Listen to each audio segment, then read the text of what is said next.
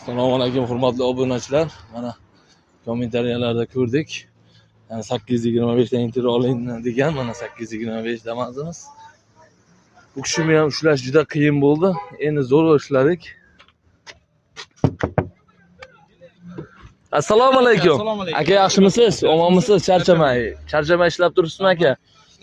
Biz obunachilarimiz sizdan intervyu oling deb kommentariyaga yozishgan ekan aka.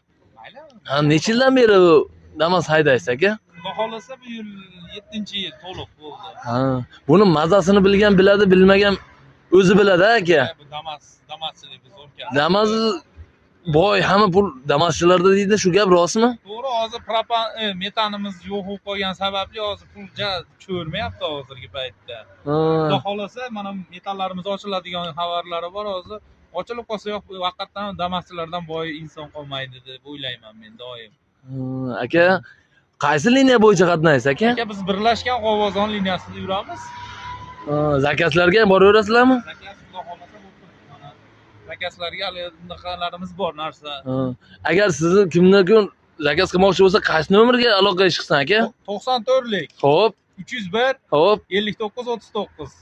Bo'ldi aka, xudo xolasa obunachilarimiz chiqadi. Ha, podpischilarga ham salom yo'llaymiz. Xudo xolasa hamma podpischilaringiz omon bo'lsin. Shu Damaschi shopirlarga tashab qo'ysin shu. Gap yo'q aka, rahmat. Damaschilarga omad lekin. Sizlarga ham omad, metan gazlar tezroq ochilishiga tilaydoshmiz aka. Qaldirg'och uchib keladi xudo xolasa aka. Xudo xolasa. Mayli, omad aka ishlaringizga, mayli. Salom.